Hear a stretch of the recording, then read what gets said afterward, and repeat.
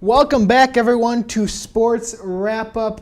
I'm Ryan Nelson, joined by Ryan Dalkin today. It's been a while, guys. I mean, me and Ryan just checked before the show. Our last one we recorded was on October 25th.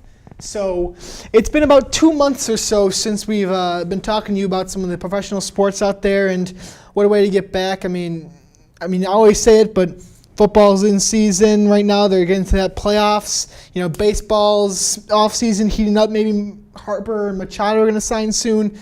Hockey and NBA. You know, as Chicago fans, it's not always easy to watch the NBA and NHL at this time. But hey, sometimes we got to do it. You know. But today, we're going to focus mostly on the NFL, the most successful Chicago team right now, the Chicago Bears. They were just eliminated this past weekend in a bit of a heartbreaker when it comes to Chicago fans. I know Ryan's a Chicago fan. I am not. I'm a Minnesota Vikings fan, so maybe there's a bit of a turmoil that's going to brew here, but I think we're going to still stay pretty civil as long as Ryan doesn't start yelling at me about how Cody Parkey should be jobless in a month or so. Ryan, did you watch the game? Did you watch the Bears game? Yes, yeah. I absolutely watched the game, yes. Okay. Subtract the last 5 seconds of the game. How do you think the game went? Well, I think the Bears have looked better. They have. Their defense definitely made some big stops when they needed to. However, it kind of lacklustered at other points. I think the offense could have done a lot better. They didn't get a touchdown until I think it was the third quarter. I think so, but I believe so, yeah. Maybe even the fourth, but it was definitely in the second half of the game. It was the fourth. It was the fourth quarter. That's when they scored their first touchdown. They had 0 points in the first, 6 on 2 field goals in the second, and then nothing in the third. So the Bears definitely... Cody Parkey actually got all of the points for the Bears in the first 3 quarters, which a lot of people don't like to bring up. I certainly don't like to bring it up, but I think you have to. When you're talking about the game, you have to bring up that Cody Parkey scored 9 out of your 15 points. It's kind of hard to just avoid. Yes, he missed that final field goal to win the game, but he did score 9 of your 15 points. I mean, you can't win a game by only scoring 1 touchdown in the playoffs. Yeah, well, in my point of view, a good kicker should be able to get you those field goals. And he did. He got you 3 of them. He got 3, which was good. However, Cody Parkey also missed 10. He missed 10 previous field goals throughout the season, 4 of which were in the same game. All of them hitting off the post. All of them hitting off the post. That's the thing. A lot of people will say, "Oh, but it's only 1." No, it was 11. 11. Actually, 10 that he missed. The last one was technically a block. I have finger quotes block. Okay, whoa. That is not. There's no air quotes around that at all. That is a blocked kick. If you think about, yes, he only so. It's hard to do this because I'm a hand talker, so doing this audio only thing is kind of it's hurting me. But when you are looking at that kick, the kick is perfectly end over end. The tip comes at the bottom of a kick. It didn't visually affect the kick, but it definitely affected the trajectory. I can't say that word. Trajectory of the kick. There's no way you get fingers on the ball. It wasn't like a top of a finger just nicking the ball. No, he hit that ball with his hand. Yes, it was the bottom part as it's going end over end, but it doesn't matter. When you change the ball's trajectory in any way, it's going to affect the kick. Cody Parkey knew what he was doing. He is an NFL kicker. He has an NFL job at this time to be a kicker.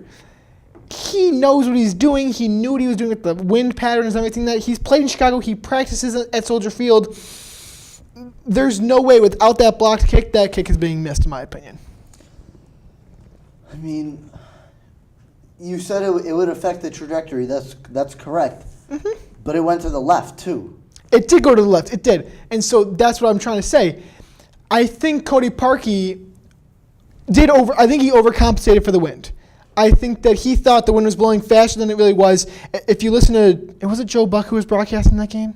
I think it was Joe Buck. No, it was not Joe Buck because you wouldn't know. Mom and I discussed it before.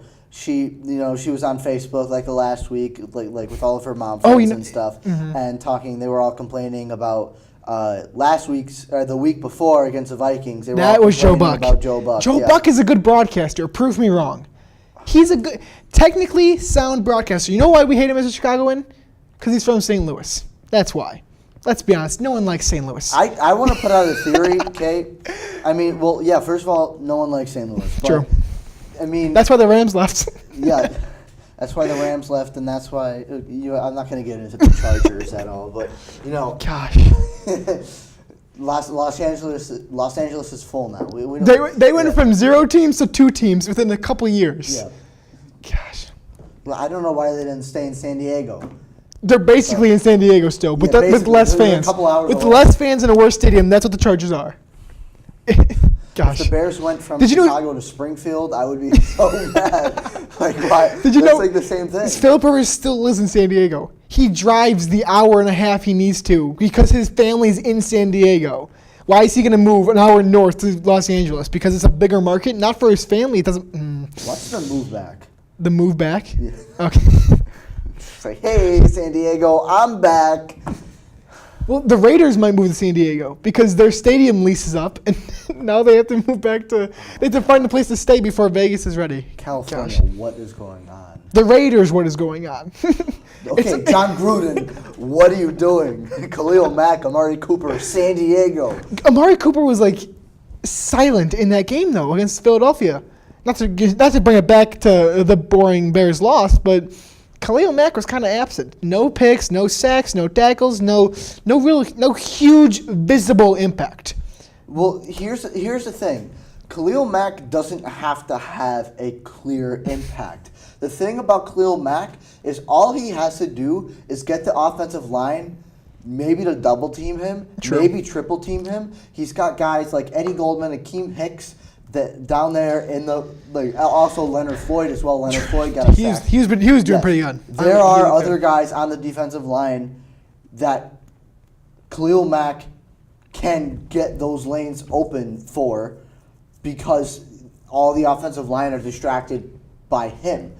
So I think he may not have had a clear impact, but he did have an impact to where Akeem Hicks made some pretty big tackles to stop the run game on the defensive line. Leonard Floyd, I think, had a sack, maybe 2, but I know he had one for sure. But I think the stats may not specifically show that Khalil Mack did incredible, but he did. It's like all offensive line. Like, they don't really have stats to show what they're doing is good, except for, like, pancakes and knockdowns and things but even those, like, when you protect a quarterback and he's able to have, like, 15 seconds in the pocket, you did a great job as an offensive lineman, and there's no checks. I understand where you're coming from, where there's no, like I said, there's no visible impact on the stat sheet, but if you watch the game, I know he did his Khalil Mack things. Even if it's just mentally, you know Khalil Mack is coming at you. You have to get that ball out quickly. Leonard Floyd is coming at you. Eddie Goldman's coming at you. Akeem Hicks is coming at you. I mean, there's no way to avoid the mental aspect of those guys being there. I want to talk about the Bears' offense and Matt Nagy's play calling, to be exact.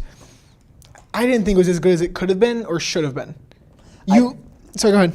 Well, I just want to say the last and final drive of that game, not the best play calling. Like, they didn't have any timeouts, and it just seemed like at some points they were just lollygagging.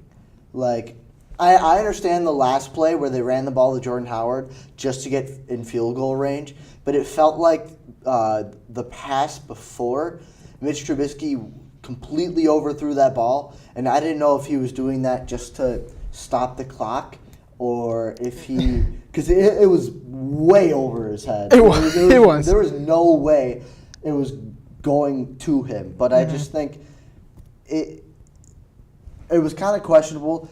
I mean, thank God Tariq Cohen had that great return. Oh, true. Like, he got tons of yards. Tariq Cohen was completely silent throughout the entire game, but once he came to that final play, everything went out the window because he had such a great return. Yeah. Unfortunately, he couldn't now conclude. Not to bring. Okay, you're bringing it back to Cody Parkey yourself. I'm gonna throw some stats at you. There was only 2 games this season wherein two things happened. The Bears lost the game, and Cody Parkey missed a kick. Only 2 games where that happened. One was against the Eagles this weekend. That was the only game, besides one other game, where Cody Parkey missed a field goal or extra point, and the Bears lost, meaning he had a visible impact on the outcome of the game. The other game was against the Miami Dolphins. The Bears lost in overtime. Cody Parkey missed a 50-plus yard field goal. You can't really blame him for that. That's a tough kick to make anyway.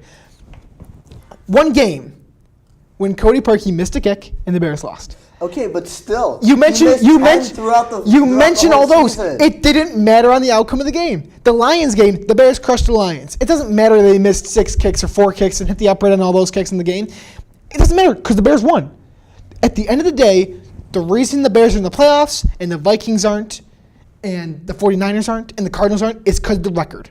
The record is what matters in football. Yes, you can have all the individual stats you want, the missed field goals, how bad of a kicker Cody Parkey is because he missed field goals, but the record is what counts. The only thing that happened on the record that was Cody Parkey's fault was the final game against the Eagles in the playoffs. Well, here's the thing about that, like, it depends because I know you say like just they lost because of it. Yeah, but you don't want to take that chance as an organization. You don't want to take that chance that it comes down to it. True, but it hasn't come down to it until now. Yeah, and that's what got people to wake up. Like a lot of people say, "Oh, Cody wake up, Parkey." sheeple. Yeah, wake up. Honestly, like a lot of people will say Cody Parkey, because he missed that field goal, he's a worse kicker. Okay, the problem is Cody Parkey is a pretty good kicker. I know I'm contradicting myself. Okay. All right. He's making good money. People put a GoFundMe to buy out his contract. I think that's so funny. I would definitely pitch in money for that.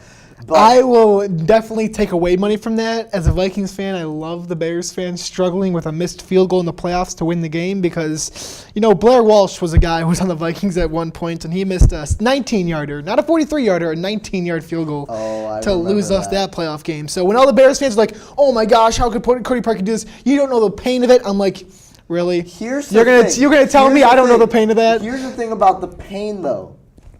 It's against Philadelphia.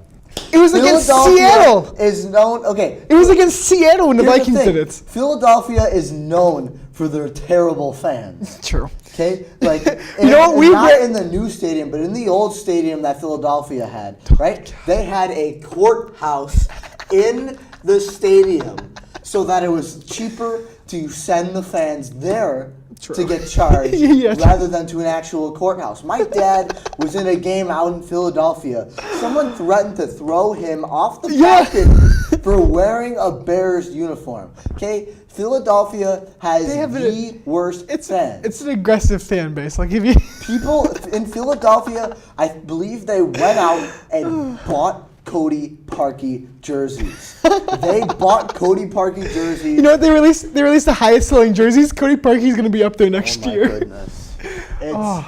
That's the problem. It's Philadelphia. I mean, if it would have been different, maybe if it was against the Packers, that would have been something else because Packers fans are Packers fans. Yeah, we could say that. A lot of people say, "Oh, Bears fans are Bears fans." Yeah, we're dedicated. And Vikings fans are Vikings fans, and Lions fans are. I mean, you could say that for every fan base, but some fan bases have their bad apples. Those guys who are too into the game. Those guys who are breaking down doors. Philadelphia is a bad apple orchard. I don't know what you're talking about, honestly. That's a good one. They are a bad apple orchard. But, those Bears fans who are knocking doors off their hinges and beating it to a pulp, as funny as those videos are to watch. I do have to say the memes are the best. Those are the bird box. I can embrace the memes because those are so funny. Like those are the signs of the true fans. Like a lot like those people who can joke about something like that. That's the sign of a mature person, in my opinion. Honestly, a mature person. Like if you can laugh about mistakes, that's when you know. Okay, this person knows what they're doing. I'm not going to say who specifically because this person knows who they are. Who is it? Come on, just say it. Call them out. I can't. Call them out. I cannot do it. Do it, Ryan. No. I cannot do it. Why not? He will get mad at me. Oh, so it's a he.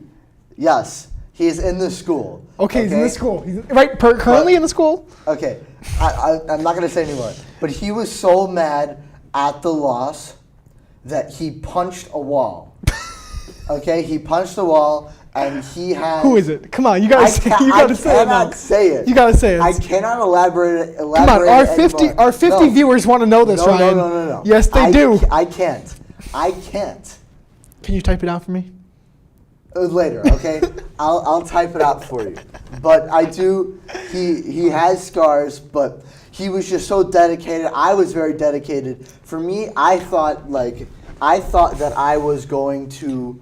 I thought I was going to throw something because I'm going to be completely honest. All you Fortnite guys out there, if you this was in the past. Okay, I don't Fortnite players. I don't play Fortnite anymore.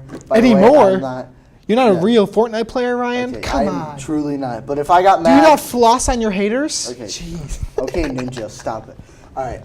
Here's the problem. What happened with me was when I got super angry, sometimes I would slam something. I would bang my hand against a desk. Like when I was watching that Bears-Vikings game, I was punching my couch and punching pillows all I wanted. I wasn't putting holes through walls, but I was, I was angry. You can be angry. I think I punched the couch, but when I saw that kick, I could not move. I didn't move. Yep. I stood completely still, my jaw wide open because he made the first kick. He made the first kick, and I thought, this is not a good sign. Those Bears fans who are saying, well, Doug Peterson's timeout didn't get called in time. Yes, it did. Sorry, Ryan just showed me the name of who it is, and he can't say it. He can't say it. I can't. So, when they missed the first kick, but those Bears fans are saying, well, Doug Peterson didn't get the timeout called in time. Yes, he did. Even NBC, who was broadcasting it, NBC showed you Doug Peterson called the timeout, the whistles were blown, the kick is dead. I mean, no matter how much you want that first kick to go through and how much you want it to count, it just doesn't count. It doesn't. I want to tell you my own stories about the kick and what happened in my house. So my house, it was my brother's birthday party, and so I was sitting in the basement watching the game with a bunch of other kids and a bunch of other people. I was rooting for the Bears. I jumped on the bandwagon because, you know what, I live in Chicago. I'm not going to be a salty Vikings fan. I'm just going to root for the Bears because... It's a day off for the parade if they won, but... Right? Okay. But you know what? I'm going to root for the Bears. I don't care if you call me a not real fan. I'm a fan of the Vikings. I will root for the Vikings every single day of my life. But if the Bears are going to be in the playoffs, why not root for them? I can root for my teams. I don't care if they're division. I don't care if they're in the NFC together. I don't care if they're in the league together. I'm going to root for the Bears because they're my hometown team still. I'm not a fan of them per se, but I jumped on the bandwagon for that game at least. I watched the kick go through. And I couldn't help but laugh at it because the stupidity of the kick and the jokes around it. People were tweeting on Twitter, "Oh, Cody Parkey's going to miss this kick." The NBC broadcast brought up, he's got a history of doinking kicks off the uprights, and then of course it happened. And then NBC had to play the every time he botched a kick off the goalpost afterwards. When everyone's angry, NBC's, how can we frustrate Bears fans dig the knife even farther? more? Dig the knife even farther into the wound. Okay, but so I told you I was watching with other people who are Bears fans, and not even huge Bears fans, but just casual sports fans. They were watching that kick go through, and they were sitting there with their mouth open, just after the kick was through, because there's no other reaction to that kick, no other logical reaction. Maybe you punch a hole in the wall, maybe you bust through a door, but it's not. It's hard to rationalize that in the moment and think that really just happened. The Bears are not going to play in the playoffs. They're not going to make it to the Super Bowl because a kick was millimeters off from going in. It's impossible. Can we talk about how stupid a name is the double doink? What kind of name is that? Did Joe Buck come up with that or something? No, he didn't. But, God, the double doink. What a stupid name. No one even cared when it hit the bottom post. Everyone cared when it hit the top left. Yeah. That's what all I saw was the top. I didn't care about the bottom. I mean, yeah, I understand it was a double doink, but it is a fun thing to say, double doink. Yeah. Doink's just a fun word to say in general, honestly. You know what? I think we've talked about enough about the Bears. I think you've unloaded your grievances, your pent-up emotions about the team. Do you have anything else you want to say? I do I saw this now. I do like that Mitch Trubisky actually threw the ball to Allen Robinson. He did. That was good. Allen Robinson had 143 yards and 1 touchdown. That was good. Yeah, let's talk about the individual players. Yes. I mentioned Matt Nagy's play calling and how I didn't love it. It's because Trubisky threw the ball 43 times. Yeah. Honestly, I think that they could have used Howard, and Tariq Cohen got one run. One attempt. That was very weird. I don't know. Yes, he caught the ball 3 times, and he was targeted 5, but only running the ball once for Tariq Cohen. Most likely the best second back in the league, in my opinion. You know, Jordan Howard, 10 attempts on 35 yards, 10 attempts. It's not great from Jordan Howard, and the offensive line had a tough job at hand. Fletcher Cox is a great player. Barnett's there. Brandon Graham's there. They have a pretty good defensive line in Philadelphia. But you got to find ways to get that running game going because Trubisky. Okay, I want to talk about Mr. Trubisky really quick. Pretty decent game, 26 for 43, 303 yards is really great. No interceptions is great from Trubisky. 1 touchdown is not bad. Again, 10 receptions for Allen Robinson, 13 targets. Taylor Gabriel had 9 targets, 4 receptions. He was spreading the ball around a little bit. My problem with Mitch Trubisky, my gripe with him, if I had to compare him to a player, it's Alex Smith. Mitch Trubisky is Alex Smith. Mitch Trubisky is a guy who will get you to the playoffs. He's a decent quarterback. He can play at MVP levels. He played, what game was it? I forget, but there was a game where he threw for 450 yards or something like that. It was a great game for Mitch Trubisky, but he will have those great games, but in reality, I think that he's an Alex Smith where he's going to get you to the playoffs. He's going to win you a couple games. He's going to win you 12 games. But it's going to be the supporting cast around him that's going to succeed. He made it to the playoffs with San Francisco. He was overtaken in the playoffs by Colin Kaepernick, and they made it to the Super Bowl. He's not a guy who's going to have great success in the playoffs, in my opinion. His team will bring him to success. Alex Smith has never had a great defense like the Bears have. He's never had as good of running backs in Jordan Howard and Tariq Cohen as the Bears have. The Bears could have a chance of making the Super Bowl with Mitch Trubisky, but personally and individually, he's not going to be as good as a Ben Roethlisberger I was seeing people compare him to. He's not going to be Tom Brady or Aaron Rodgers. Don't get ahead of yourself, Bears fans.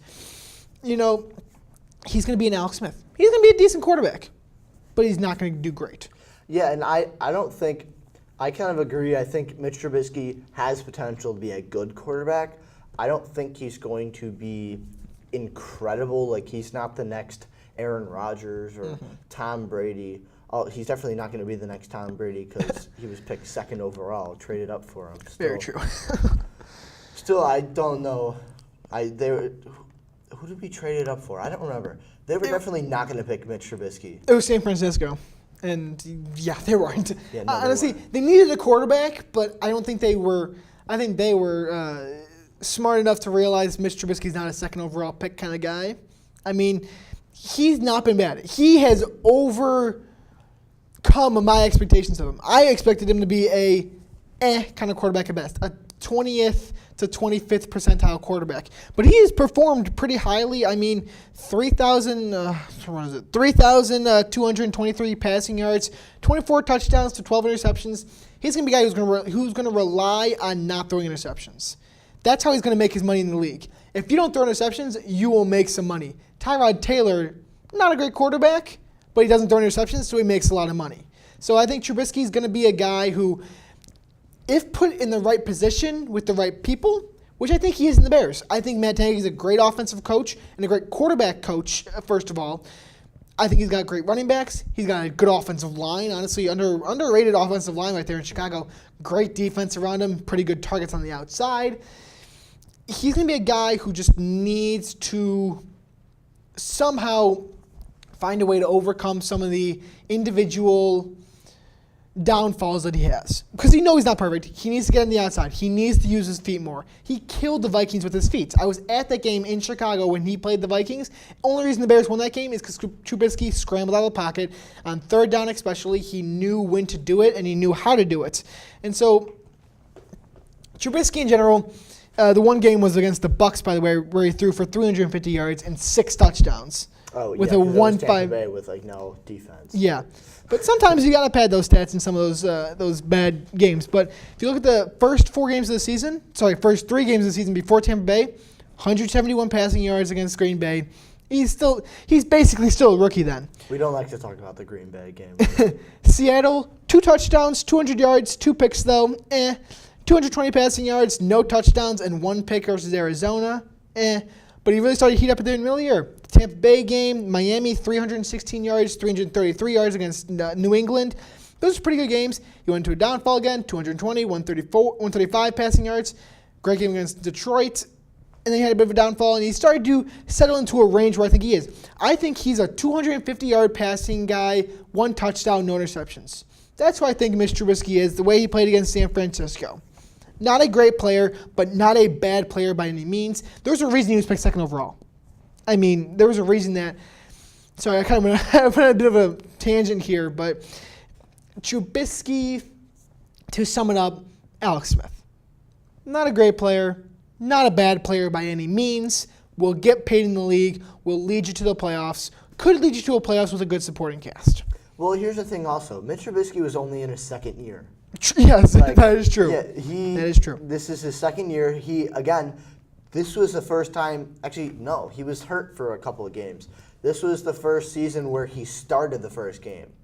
Last year they had, I forgot the name of who it was. Mike Glennon? Yeah, Mike Glennon. Yeah, they had Mike Glennon start for the first half of the Yikes. season. And then Mitch Trubisky came in. That's why they had such a high pick in this year's draft and drafted Roquan Smith, who has had a great season this year.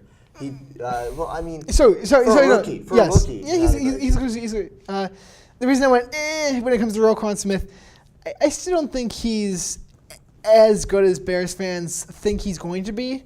You know, you look at the comparables for him. It's a Telvin Smith in Jacksonville. What's the other guy's name? I forget the guy's name, but it was someone else. Where they're gonna rack up upwards to 150 tackles a year, which is great. He will lead the league in tackles at least once in his career, I believe. Yep. But he's not Brian Urlacher.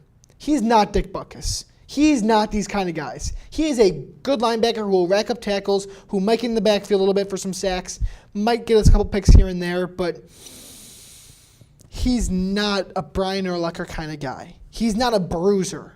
He's a guy. That's Danny Trevathan. Exactly. That's Danny Trevathan. He needs guys in front of him to take on blocks. Eddie Goldman, Akeem Hicks, Khalil Mack, and Leonard Floyd are just fine there. He's going to be successful in the Bears' scheme, but if they lose a guy like Danny Trevathan, the Bears are going to be in a tough spot. If they lose a guy like Eddie Goldman or Akeem Hicks, they're going to be in a tough spot. So it's really about surrounding Roquan Smith with the guys, and so that's why I think he's not a generational talent, because he's not. He's not an elite talent either, in my opinion. I think he's a good player. And you can be a good player and still get paid a lot of money and still be very successful. I think, in my opinion, we throw around the term elite too much. Yep. There's only a couple guys in the league who are elite players. Tom Brady was an elite player. Aaron Rodgers is an elite player. Russell Wilson is an elite player. But I don't know if I want to ask you this, but what about Pat Mahomes? You know what? We'll talk about that in a bit because we do have a lot we want to talk about. We're still in the Bears. Every broadcaster's favorite quarterback. Except for mine. you. Except for me. Mahomes should win MVP this year. There is only 50 touchdowns, yeah. 50 touchdowns, 5,000 yards. Only Peyton Manning has ever done that before, and he did win the MVP that year, I think. You got to give it to him. I'd love to give Drew Brees an MVP before he retires, and this is probably his best year. Yeah, Drew Brees also. You can't give it to Drew Brees when Pat Mahomes puts up these numbers. You know, guys, David Kaplan in the Chicago media, he's a pretty successful guy. He thinks Drew Brees, or thought Drew Brees should win MVP. I don't think so, sir. To be completely respectful, Mahomes put up such a great year. He should be MVP this year. Pat Mahomes, I've been saying it a lot. I know you guys haven't heard me because we haven't talked in 2 months, but... Oh, I have heard it from Ryan. I have heard this. Pat Mahomes is a product of his scheme and talent around him. Pat Mahomes has Tyreek Hill. Pat Mahomes has Travis Kelce. Pat Mahomes has Sammy Watkins. Pat Mahomes had Kareem Hunt. Pat Mahomes has Andy Reid. Pat Mahomes has had some players around him to be successful. The 5,000 yards passing, that's an inflated number. Let's be honest. Those 75-yard plays down the field, that's Tyreek Hill. That's Sammy Watkins. That's Demarius Robinson, I want to say his name is. I forget the guy's name exactly, but that's those guys getting open down the field. Pat Mahomes will be a good player in the NFL because Andy Reid's a good coach. As much as people don't want to say it, the Andy Reid chokes in the playoffs moniker that Matt Nagy's carrying on right now. Don't mean to push some more salt in the wound. Hey, Matt Nagy, okay, this was his first playoff game. It was. Coach, okay? It was. I mean, technically, he does have a 0 win percentage in the playoffs, but it doesn't matter. Okay, move on. Okay. Move Okay. on. Fine. I digress. Gosh, I don't want to say this. I'm trying to think of how to say it in the right way. Andy Reid will coach you to a playoff series, and will coach you through a playoff series. Pat Mahomes will be a decent player in the NFL because of his. I already said that before. Gosh, I'm trying to because you got me off track now. Because I think I know what you're trying to say. Maybe. Okay. If Pat Mahomes was on another team, he wouldn't be as good. He wouldn't, and I think everyone can agree with that because, like I said, Tyreek Hill gets down the field and he will get open. Tyreek Hill had almost 1,500 receiving yards this season, 12 touchdowns. 87 catches, 12 touchdowns. There are few receivers who have that big of a percentage when it comes to touchdowns per catch. If you think about it, I'm generalizing here. That's about a 1/9. 1 out of every 9 catches for Tyreek Hill was a touchdown. That's crazy. That's insane when it comes to the NFL because it's so hard to score touchdowns. And I want to know. I bet I can find it somewhere, but I'm not going to look up right now. What percentage of Tyreek Hill's catches and what percentage of Pat Mahomes' yards came on 20-plus plays? Because if you look at Drew Brees' stats, most of his 4,000 or plus yards came under 20-yard passing plays. Pat Mahomes is a deep ball thrower. He's an air raid quarterback coming out of Texas Tech. Cliff Kingsbury, we'll talk about it a bit later when it comes to head coaching vacancies and the hires so far. He's an air raid kind of guy, and he will get you those big plays. He is not a consistent quarterback, in my opinion. Consistency is what you need. He was a good player. I'm not going to take anything away. He's an all-pro, should be an all-pro. He should be that. But he's not going to be a guy who's going to sustain this over his entire career, in my opinion. There are going to be days he's going to have a bad game. It doesn't show in his stats right now because his worst game was his very first game as a starter when he threw for 250 yards and 4 touchdowns. But your worst game is when you throw 4 touchdowns. Or when you play Arizona is when you have your worst game. It's hard for me to put Pat Mahomes in that elite category with Tom Brady and Aaron Rodgers and all those guys. I think he's a good quarterback. I put him in the vein of a Ben Roethlisberger. He has an arm. He could play. He can move outside the pocket a little bit sometimes. But he's not going to be a great quarterback. Do you think Ben Roethlisberger is a great quarterback even in his heyday? Do you think he's an elite quarterback? I think he is. It's hard for me to put Ben Roethlisberger there because he's had great talent around him, and that's why Pat Mahomes. That's why we're debating this.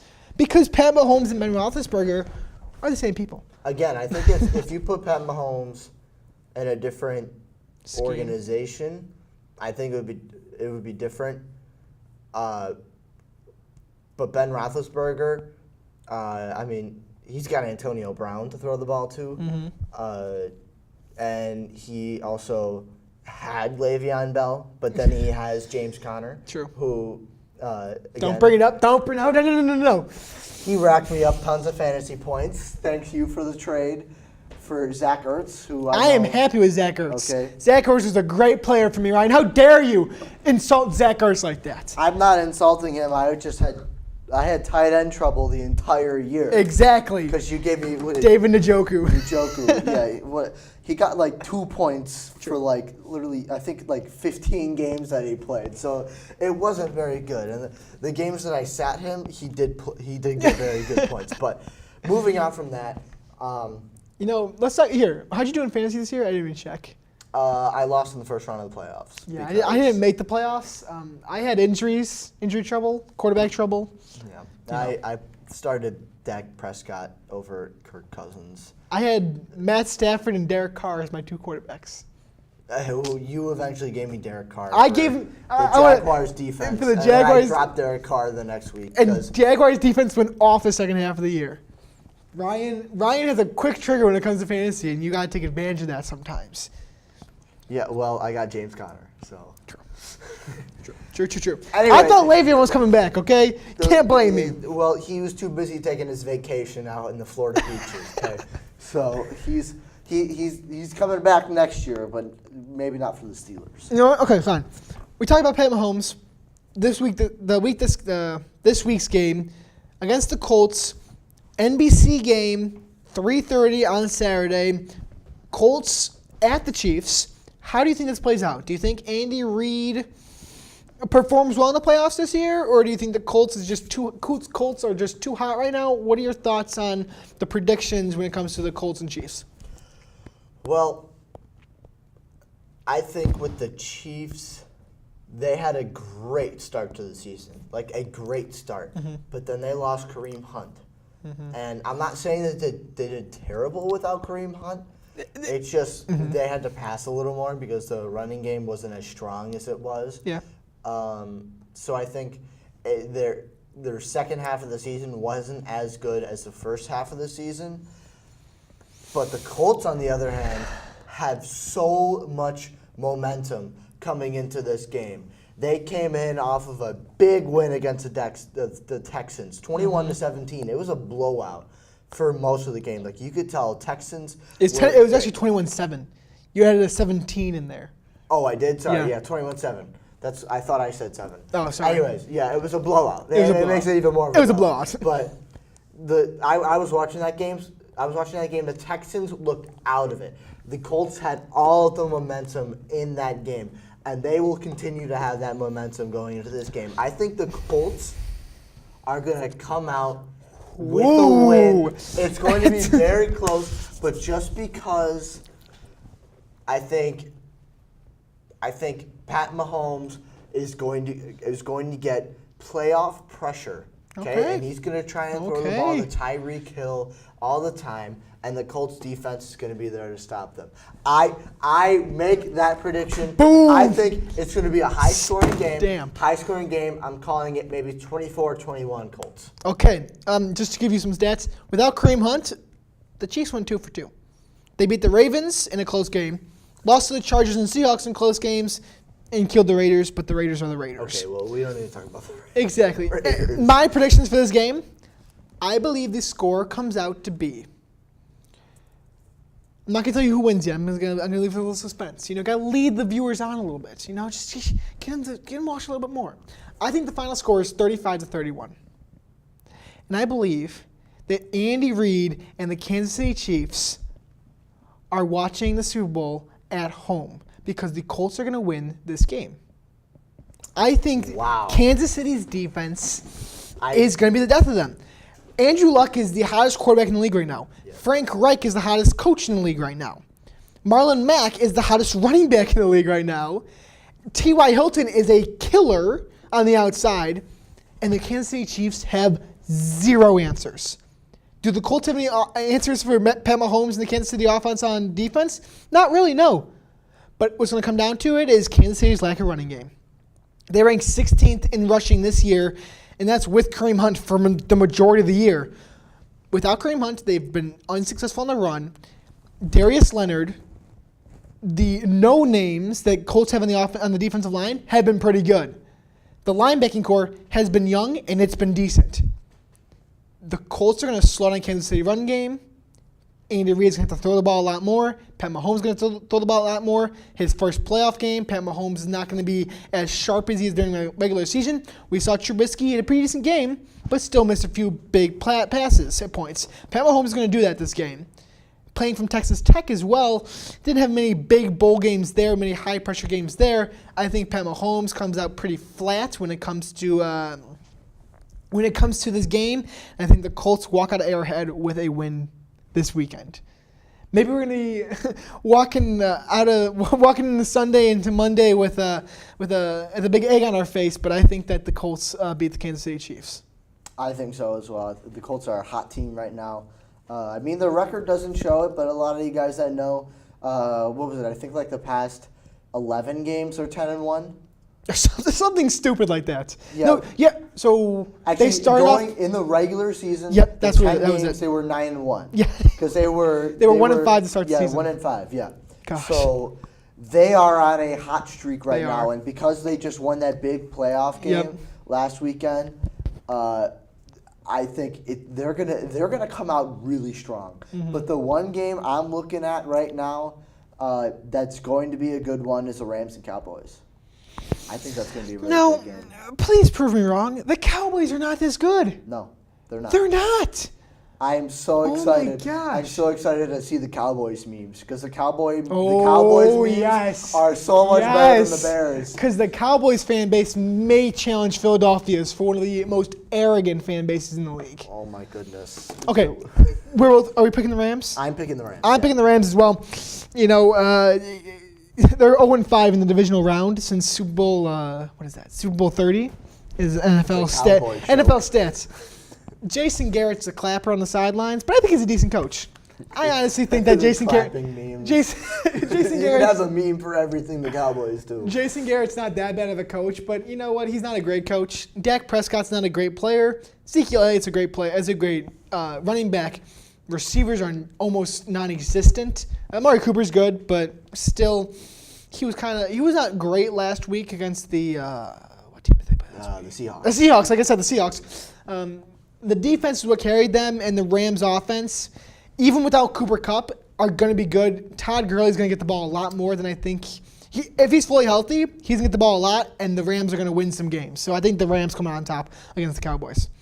Yeah, I have to agree. I think the Rams are really going to come out strong. I think Aaron Donald has had a tremendous season this year, and he's going to continue that into the playoffs.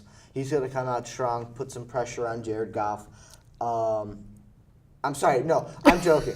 I mean, Dak Prescott. It's all planned. Dak It's all planned. Prescott, It's all yeah. planned. Scripted. We're scripted. Aaron Donald is actually playing for the Cowboys in this game. No, but They made a trade. He's going to put a lot of pressure on Dak Prescott, and he's going to help stop the running game against Zeke. And I think it's going to be huge for this game.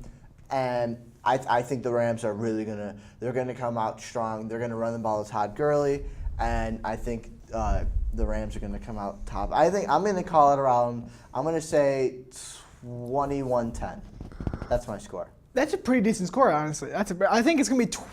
Wait, what did you say? 24-10? I said 21-10. 21-10. I'll say 24-17. I think Dak Prescott hits Amari Cooper at least once. Okay, I do want to bring up something really quick I have on the screen right now. It's up there. Stephen A. Smith on his show. You know, he has Steven's A list. That's pretty clever, honestly. Steven's A list. That's pretty decent. He's his top 5 playoff quarterbacks. Number 1, Andrew Luck. Okay, he's pretty hot right now. I'll give him that. Number 2, Pat Mahomes. I'll give him that. Number 3, Philip Rivers. He's decent. Steven. Basketball is his sport. Steven, what are you doing? Dak Prescott number 4? Is he kidding me? How is that? Over Tom Brady, nonetheless. Of course, Tom Brady's sitting number 5 on that list. That makes me mad. That makes me fuming because there's no way Dak Prescott's better than Tom Brady. There is no way. Can we talk about the lack of Drew Brees on that list? That is also very true. I think here's my list right now. Okay. Okay. Speaking in playoffs, not regular season, in playoffs. I got Drew Brees number 1. Okay. Yeah. Tom Brady number 2. Okay. Pat Mahomes number 3. Okay. I gotta have Phillip Rivers 4. Yeah. And then Andrew Luck 5. Okay, that's a respectable list. In my opinion, Dak doesn't make the list. Nick Foles does not make the list. Okay, everyone's going to hate me. Phillip Rivers is number 1. Are you serious? Phillip Rivers That is man number 1. moves like he's a log. He throws. It doesn't matter. He's a good quarterback. Nah, I'm kidding. I'm not going to put Phillip Rivers number 1. I'm thinking about it now. Okay. I gotta Thank digress. you. Okay. Thank you. Okay, top 5 playoff quarterbacks. I'm going to say the top 5 quarterbacks in the playoffs and how they're going to perform. I think Drew Brees is number 1. Yes. I agree with you there. I think Drew Brees is number 1 on that list. I don't think there's any debate. Between us is not a debate. But between a Patriots fan, there's a 100% debate. Tom Brady is the Number greatest 2. quarterback of all time. Number 2. I'm putting Phillip Rivers number 2. I think Rivers has the supporting cast around him, but I'm not going to judge him on that. I think doesn't he's. have the fans, but he does have Oh, the shout out. cast. We've insulted Philadelphia, St. Louis. Now we're insulting Los Angeles Chargers fans. Still a weird thing to say. They're San Diego Chargers. I'm just saying, Los Angeles is not watching 2 days of football. And they're going to be watching Saturday night when the Yes. Rams play the Cowboys. I'm putting Drew Brees number 1, Phillip Rivers number 2, just based on stats, experience, and talent in general. Not a supporting cast. I'm not judging supporting cast at all. I'm judging individual quarterbacks. Drew Brees number 1, Phillip Rivers number 2, Tom Brady number 3. Okay. I don't think there's any way to take away from Tom Brady and what he's done so far. He's a good quarterback. Maybe he's a system quarterback. I don't care. He's a good quarterback. Number 4, I have Andrew Luck. I think Andrew Luck's a good quarterback, and I think he deserves to be on this list. And I think he's a great quarterback, and he's going to be fine. Number 5 is going to be Jared Goff. Pat Mahomes isn't even on the list. I'll get to him later. Jared Goff's a good quarterback. He was drafted number 1 overall for a reason. The Rams are, I don't care about the supporting cast. Jared Goff. Missing out on the list, Nick Foles. He's a backup quarterback for a reason, in my opinion. He's got some magic in the offseason. I'm just going to cut you off right now. There are some rumors.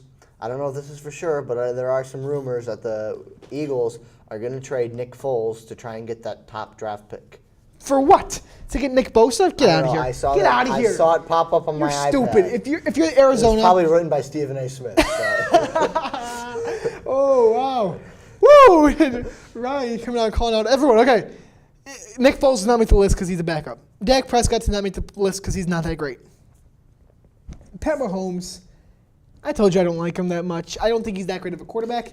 Talent, he's got the best arm talent. Yeah. Out of anyone on this list, out of anyone in the playoffs, out of anyone in the league, he's got the best arm. If you're going to do it strictly by quarterback, not supporting casts, then I agree with you. Okay. Well, Also, Pat Mahomes not it also depends how we interpret top 5 playoff quarterbacks, because apparently Stephen A. is interpreting it in a much different way than we are. But those are our lists. You know what? Add us on Twitter. Please add us. Don't add us. Please, Please. we are begging. Please add us. You know what? If you have a different list, give us your list, and we'll see what we got. Okay. Back to everything else. Back to playoff predictions. After I throw my more Pat Mahomes hate out there. Chargers Patriots. Ryan, go ahead. Whew. How do I find a way to say something that won't get me? But take it off the show. I would take it out of this room right now, Ryan. I think this is a tough one. I think the Chargers are a good team. I said at the beginning of the year I don't trust the Patriots at all. Especially Rob Gronkowski. Okay, if you all remember that, I said Rob Gronkowski was not going to be. I think he got in his head because he has not had a great season. Yeah, I called it. Now, okay? Rob, when you're listening to this, please, we love you. Rob, please don't come here.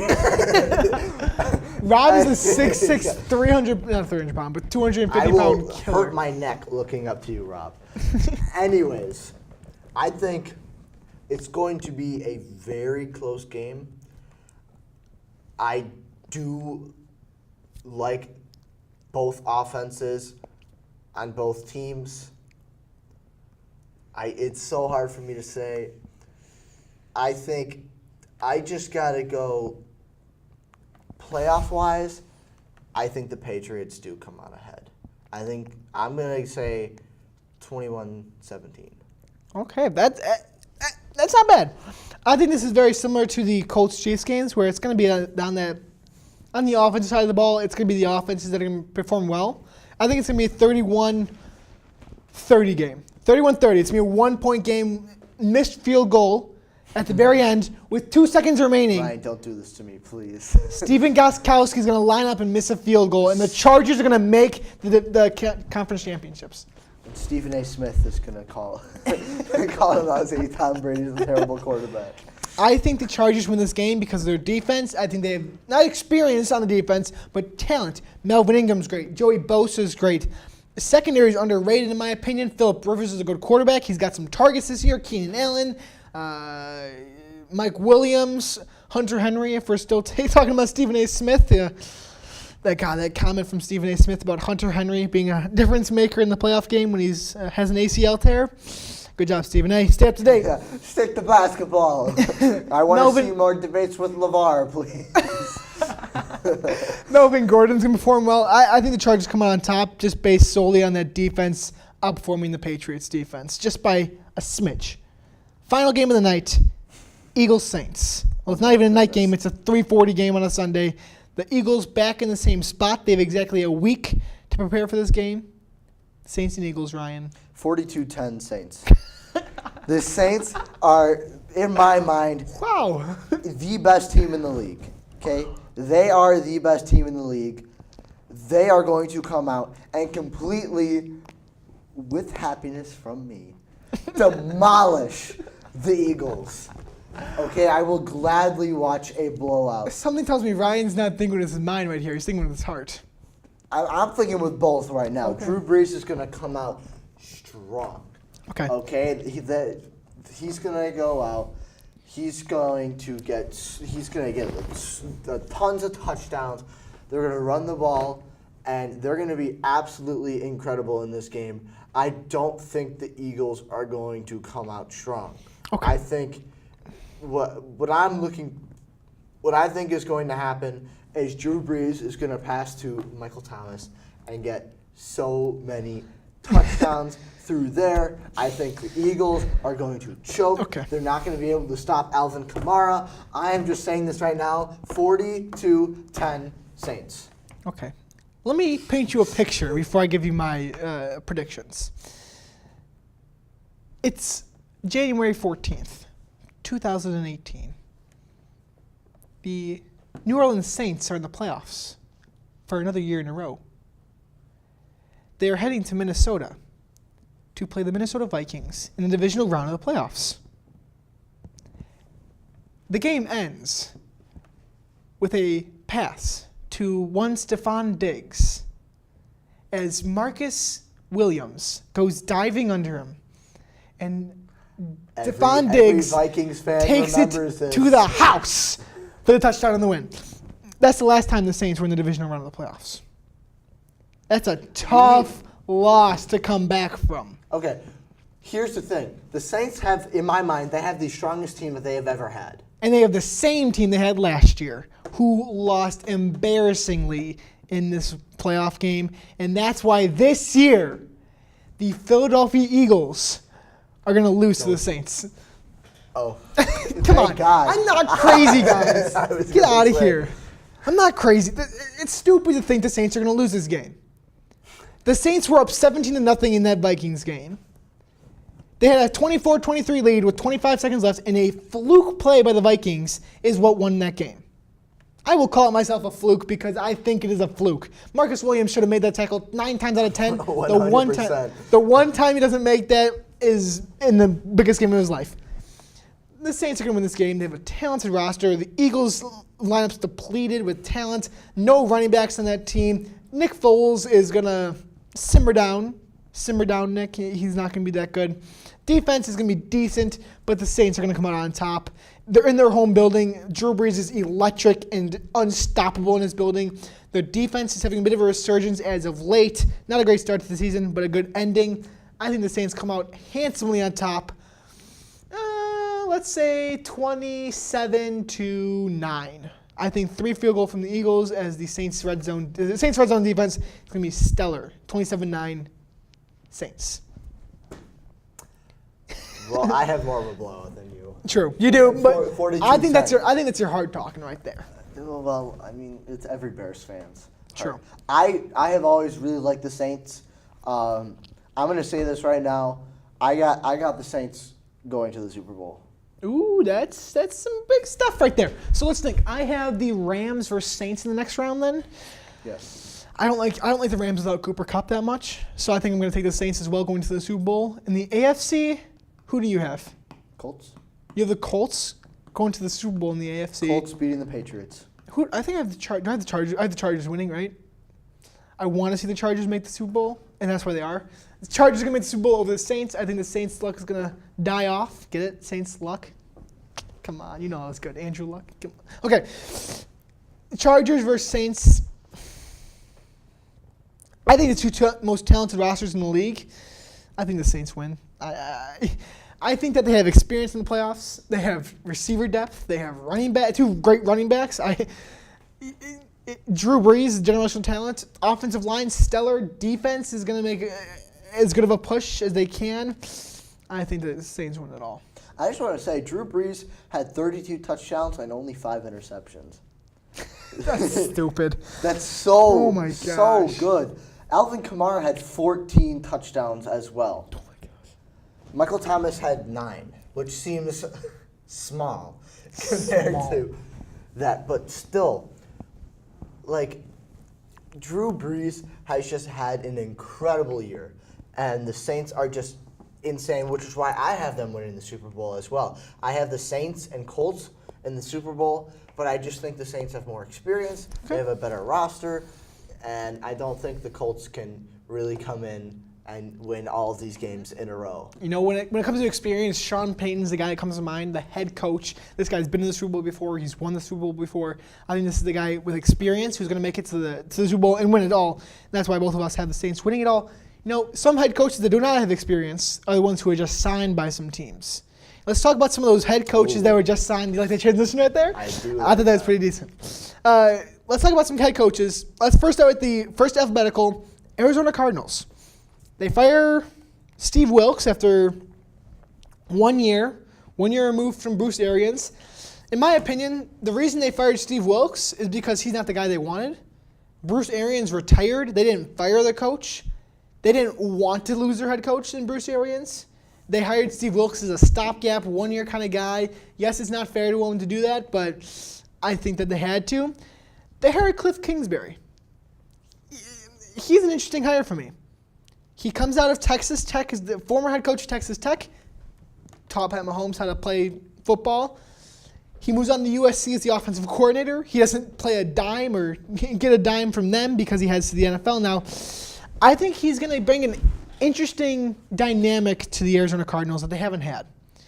He's a guy who, as a college coach, a Texas Tech team that was not bad but not a great team in the grand scheme of the Big 12, he was offered a special advisor role by Sean McVay himself. When you have the attention of Sean McVay, that's when you know you're something special, in my opinion. I think Kingsbury, he's going to need a year or two to really turn into the head coach he is going to be. But I think he's going to be a decent hire for the Cardinals. I think he's coming a year or two early, but it's going to be worth it if the Cardinals can develop a Kingsbury-Rosen relationship. Because that's going to be the Cardinals are going to run on Rosen and Kingsbury. Because those are the two guys, the offensive-minded head coach and the quarterback, those are the two guys that got to mesh and they got to play well together. So Cardinals go where these two kids go. Yeah, and I mean, your team develops. A lot of people want to get like a developed coach just because, like, you know, they need like to get producing now. But in the case of the Cardinals, listen, right? Yeah, you didn't have a good year by any means necessary. So what you have to do is start thinking about the future. Like I'm like saying right now, have to, because it was not a good season for the Cardinals. So I think for the Cardinals, I think developing a relationship between a head coach and a quarterback is what's going to get you wins. That's what the Bears did by hiring Matt Nagy for Trubisky. Matt Nagy was I think he was an offensive coordinator. He was. I think it was formerly a quarterback coach for Kansas City. For Kansas City. So, under Andy Reid. Yeah. So, okay, don't bring up the playoff joke with that. Okay, it doesn't get passed on like genetics. Okay. My son, I tell you, you make it to the playoffs so well. You have to at least get a 12-4 record in the regular season. But when you get to the playoffs, you lean back and don't play. Recline in your chair. That's Andy Reid talking to Matt Nagy right there, his son, his genetically modified son. You know what Matt Nagy? You know what Matt Nagy could use? He can use some Restore, some of that hair, like the Brian Urlacher hair. You imagine that? You imagine his visor with just like a poop of hair coming out of it? That'd be funny. That'd be funny to watch. On the sidelines, running up and down, screaming at his quarterback. I want to make some joke about Brian Urlacher's hair, but like. It hasn't grown in yet. Yeah. Ha! No, but that was a bad joke. Yeah, that was a bad joke. It's just so funny seeing like Dick Butkus and then Brian Urlacher come out with like Brian Urlacher. It looks like a toupee. Yeah, and most people were like, "Who the heck is this guy?" Like, this Brian Urlacher. Like, oh, all right. Anyways, but I was saying, you need a relationship between a young quarterback and a young coach because they can both develop off of each other and make it so that, you can get your money's worth with a coach who can develop as well. Yeah. So what it would mean for the Cardinals is that Kingsbury will probably be your coach for the next 5 or 6 years. And I think you have to put that in stone right now. You can't say, well, he might be our head coach. No, you have to say he will or he won't be. Hopefully he's not a Mark Trestman for you Cardinals. Ooh, yikes. That's a name that you don't want to bring up right now. Canada, we'll give them to you. Canada, just for you. Oh, Canada. One of the head coaching jobs that are not been filled yet. I believe there's two. There's two jobs that have not been filled yet. The Cincinnati Bengals do not have a head coach. They fired Marvin Lewis. Some of the guys have been floated out there as names. Hugh Jackson. There's not been many guys who have been floated out there because the Bengals. When it comes to the Bengals head coach, you either know a guy or you don't know a guy. The guys who get jobs know a guy. Cincinnati's it's an interesting team because they haven't had a history of good head coaches. They've been Marvin Lewis for the past 18 or so years, but it's also like Cincinnati. True. Who wants to go to Cincinnati? Only thing good there is the chili. I'm trying to find something. Oh. Head coaching candidates. Hugh Jackson seems to be the main one, as well as Mike Munchak. I think it's Mike Munchak. The offensive line coach from Pittsburgh is an option. Todd Monken, that's a name right there. Todd Monken. He spent the past 3 years calling plays for the Buccaneers. That's not a bad job to have. He did pretty good this year. Eric Bieniemy. I'm going to say Bieniemy is the offensive coordinator for the Chiefs. The Chiefs have lost, if they lose Eric Bieniemy, they've lost 3 straight offensive coordinators. Doug Peterson, gone. Matt Nagy, gone. This kid, gone. That'd be an interesting dynamic, but I'm not sure. Zach Taylor is the offensive coordinator for the Rams. That'd be interesting. Chris Richard has been nice for the Cowboys. And then Chris Peterson is another guy out there who's been linked to some of these jobs as well. In my opinion, the guy you want if you're Cincinnati is Eric Bieniemy, the guy from the Kansas City Chiefs, because he has that Andy Reid. Andy Reid's got a coaching tree happening right now. Matt Nagy just lost one of his defensive coordinators. He's adding on to some more things. Doug Peterson, he lost his offensive coordinator, so that's another guy in the coaching tree. In the line of Andy Reid, there have been successful head coaches. Doug Peterson's made the postseason, made the playoffs 2 years in a row now, won the Super Bowl last year. Frank Reich's made the playoffs and won the first round in this playoffs as well. He's part of the Andy Reid coaching tree. Matt Nagy made the playoffs this year, almost won a round as well. I keep bringing that Against out. Doug Peterson. Against Doug Peterson, of all people. In my opinion, this is the guy you want because he's got the pedigree behind him and he's got the potential in front of him as well. Yeah, I mean, Andy Reid, like you said, has just been known for his great coaching, and he's he's the teacher of the NFL basically. So I think hiring someone, especially from the Chiefs organization, is going to be huge, and just knowing or just being from the Chiefs organization or under Andy Reid, that will help you a lot. Yeah. And I think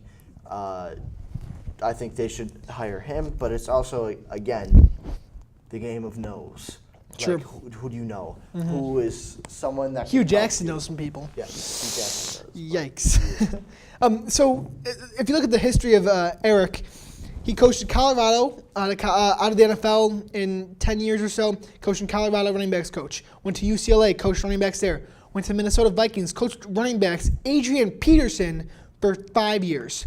Coached Colorado in the college ranks, was an offensive coordinator there. Came to Kansas City as running backs coach, and then became the offensive coordinator this year. He's a guy who coached Pat Mahomes up to successfulness. Maybe the future head quarterback of the Cincinnati Bengals can be coaching him, can be successful.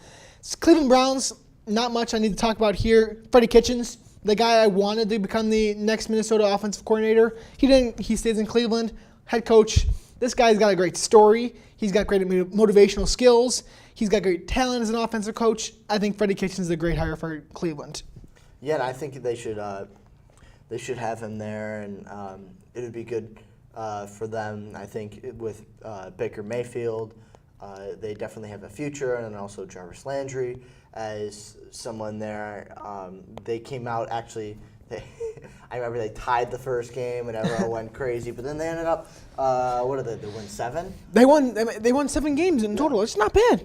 Honestly, not bad. And not winning any at all. And under Freddie Kitchens, Baker Mayfield had his best part of his season this year. He was great under him. Freddie Kitchens knows how to coach quarterbacks. He played at Alabama in his playing career. This is a guy that I think is going to be nice. A guy that the Browns fired is Greg Williams. He's a guy who's been floated up there as a Bears possible defensive coordinator. If I'm the Chicago Bears, I am not coming close to Greg Williams. He's a good defensive coordinator. He's a really good defensive coordinator. But he's a terrible person. He's a guy who paid his players to injure the other team's players. That's not a guy on my team I want. Especially if you're Chicago, you have a good defense already. You don't need that good of a defensive coordinator. No. You just need a good culture guy. Vic Fangio is a great culture guy, and that's why I think the Broncos got a pretty good piece in him. If I'm the Broncos, my defense is what I have to run my team through. And if I'm the Broncos, I'm modeling my defense from the Chicago Bears defense. Yes. Good edge players, Khalil Mack, Leonard Floyd. Broncos have 10 times better players in Von Miller and Bradley Chubb. They have a secondary. They lost some guys. Chris Harris is still a good secondary piece. If I'm the Broncos, I like Vic Fangio because he's not a guy who's here for the next 5 years. He's a guy who's here for the next 3 years, becomes a defensive coordinator as the offensive-minded head coach, comes in and takes that role and takes a new quarterback, not Case Keenum, who's not that good, to a role where Vic Fangio, he deserves his chance as a head coach. But in my opinion, I think he's better fitted as not the 20th best head coach, but as the best defensive coordinator. And I think it's a good plan, especially for the Broncos. Definitely, what you want to do is develop your defense, make your defense one of the best in the league. Mm-hmm. Okay, and then that's why you have Vic Fangio as a head coach. He will help you with that, and he will revolve everything around your defense. Von Miller is one of the best defensive players in the Yeah. league, but he didn't have a strong season this year, and things were kind of iffy for the Broncos. That's a bit of an understatement, Yeah. iffy, but definitely developing your defense, and then eventually later on having a offensive-minded coach or something along the lines of new offensive coordinator, keep Vic Fangio as your defensive coordinator, or the Bears get Vic Fangio back because Vic Fangio is just incredible. But when it comes to Fangio, there's a reason that he was a defensive coordinator for the Indianapolis Colts in 1999 until 2001. He was defensive coordinator for the Houston Texans in 2002 until 2005. He was a defensive coordinator for Stanford in 2010. The 49ers defensive coordinator, Chicago Bears defensive coordinator from 2011 to 2018. He has coached under Jim Mora, Dom Capers, Brian Billick, John Harbaugh, Jim Harbaugh, John Fox, and Matt Nagy. He's got some coaches who have taught him and coaches who he has taught. He's a guy who will teach the players how to play football the correct way and a way that the Broncos want to play. Yes, John Elway probably wants his star quarterback to be the star of that team, but the star of the team has to be the defense. And if you're the Denver Broncos, Vic Fangio is the guy to do it. Green Bay Packers, they signed Matt LaFleur. People were saying, he's a bad coach. The Titans did garbage this year. They made the playoffs. Matt LaFleur has to be judged not based on this year. This year, Marcus Mariota was injured for a bit. He didn't use Derrick Henry correctly until the end of the season, yes. But I think he's a guy who's got the talent to be a head coach. There's a reason he was the offensive coordinator for Sean McVay for a while. He was a quarterback's coach in Atlanta when they made the Super Bowl. He was a quarterback's coach at Notre Dame. He was a quarterback's coach in Washington for Kirk Cousins and Robert Griffin III. He was an offensive coordinator for Ashland. There's a Division II school that Adam Shaheen came out of. Now he's the head coach of the Green Bay Packers. This is the job you want. To coach for Aaron Rodgers, that's an honor if you're him because he's got talent. He's a West Coast kind of guy, so maybe he's not going to get the mobility out of Rodgers he wants, but Aaron Jones is going to get touches because Aaron Jones is the next Derrick Henry. He's the guy who's going to explode for 200 yards and 4 touchdowns one game. He's the guy who's going to get consistently 100 yards rushing, 50 yards rushing on bad attempts. It doesn't really matter as long as you're playing the right way. Matt LaFleur is a guy you want in Green Bay, and he learned under Mike Vrabel to be somewhat defensively minded. There's no way you're an offensive coordinator and do not learn anything from a defensive-minded head coach. And so I think that Matt LaFleur is the guy you want in Green Bay because he's the guy who's going to give you an injection of youth and an injection of talent on the offensive side of the ball. Yeah, I mean, the Packers, basically, they need that offensive spark. I mean, they definitely have Aaron Rodgers. He's done extremely well, because he's Aaron Rodgers. But what they need is they need a better coach. Mike McCarthy, I thought, was a great coach. A little iffy the last couple of years, but that's why they fired him, midway through the season, which was a little. I thought that was kind of questionable. It was a weird way to fire a head coach who's been with you for 10 plus years, but I think he was eventually gone either during the season or after the season. So, hey, what you gonna do? Well, I think the Packers definitely need that offensive spark. Aaron Jones is, like you said, really good running quarterback, really good young running back. Yeah. Third time's a charm. You know what? We're an hour and 15 minutes into this. We're gonna be wrapping up soon, but oh my gosh, it's been a while. It's Thursday. Friday's right around the corner. We're ready for Friday. I'm ready. Just two more final guys. They're both retreads. Adam Gase, I think he deserves a new chance. Miami gave him no talent, and he still almost got to the playoffs with them. I think that he's a guy, give him the talent, give him Sam Darnold. He's going to be pretty decent for the Jets. Bruce Arians is another guy, another retread. Came out of retirement for the Buccaneers job. Still baffled by it because I think the Buccaneers need a bit of a development here. I think Arians is the guy to do it, though, because Arians is a culture guy. He'll bring a culture to Tampa Bay. He won't be there for a while. He'll be almost a John Fox kind of guy that the Bears were. John Fox, as much as the Bears want to deny it, John Fox is a guy that the Bears needed. Their culture under Trustman and under some of those guys was not the greatest. So bring in John Fox, establish a culture, establish defense first, establish whatever you need to do. And then bring in that offensive-minded head coach who will get you into the postseason, win you 12 games. Bruce Arians is that John Fox for Buccaneers. He may be there longer than they want him to be, but he needs to be there for a while to rebuild this team. This team needs a rebuild. They have running backs, need to develop them. And offensive line, need to develop them. Need to figure out what they're doing with Jameis Winston. If he's not going to mess up off the field, he could be a decent quarterback. He's a guy who needs to establish a culture. I've said that like 3 times now, but that's what he is. He's a culture changer in Tampa Bay, and that's the need. So I think it's a decent head coaching hire. Yeah, I mean, in Tampa Bay, they need some spark, and they need basically like they had